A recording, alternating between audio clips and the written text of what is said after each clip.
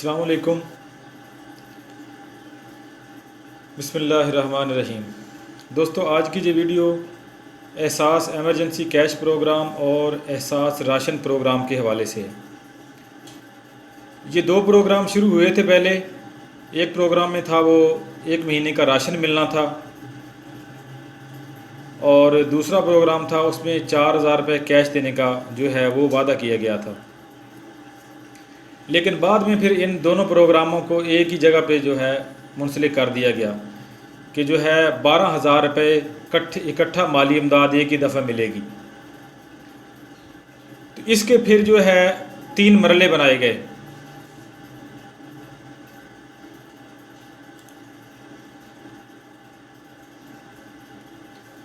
तो इसको फिर 3 मरलों में तकसीम किया गया।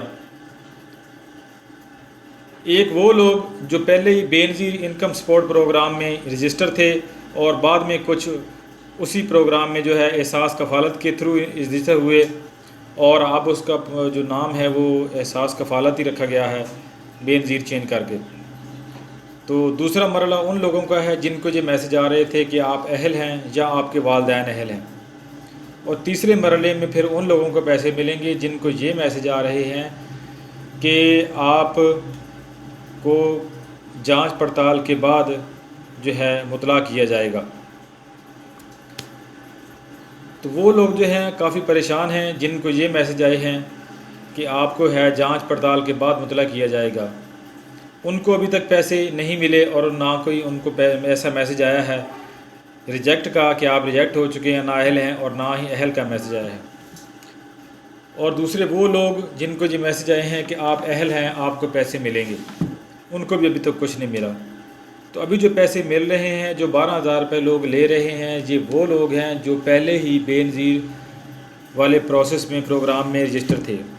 तो हुकूमत की नज़र में और नादरा की नज़र में ये लोग जो हैं सबसे ज़्यादा हकदार हैं और सबसे ज़्यादा गरीब इन्हीं को शो किया गया है जो पहले बेनज़ीर वाले पैसे ले रहे हैं। तो पहले मरले में इन्हीं को पैसे मिल रहे हैं फ़िलहाल, बाकी किसी नई आदमी को पैसे नहीं मिले। तो दूसरा मरला जो है फिर उन लोगों का शुरू होगा जिनको ये मैसेज आए हैं कि आप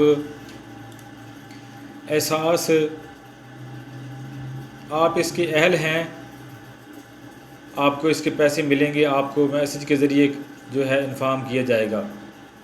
और कुछ लोगों को ये मैसेज आए हैं कि आप जो हैं या आपके वालिदैन इसके अहल हैं, इस तरह जो भी मैसेज आए हैं तो उनको पैसे जो हैं बाद में मिलेंगे। अब ये शनाख्ती कार्ड नंबर मैंने एक इंटर किया है एहसास एमरजेंसी कैश प्रोग्राम में। अब ये जो था राशन प्रोग्राम वाला, ये वेबसाइट तो चल रही है लेकिन ये प्रोसेस सारा जो है एक ही हो गया है। अब जो है टोटल यहाँ पे पैसे मिलेंगे कैश प्रोग्राम में सिर्फ।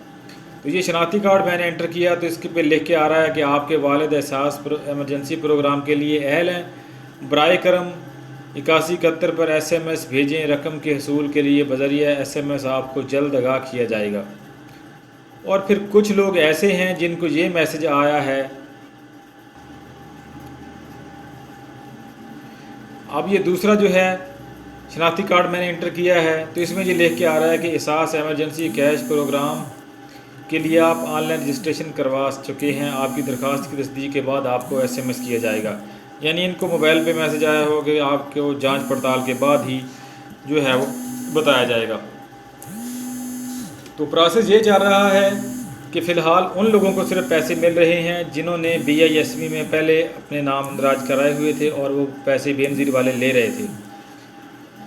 अब दूसरा मरला उन लोगों का शुरू होगा जिनको ये मैसेज आए हैं कि उनके वालिदैन या वो खुद अहल हैं, उनको मैसेज आना शुरू होंगे, फिर वो पैसे लेंगे। और तीसरे नंबर पे वो लोग रह गए जिनको ये मैसेज आए हैं कि आपको जांच पड़ताल के बाद जो है इतला दी जाएगी या मैसेज किया जाएगा।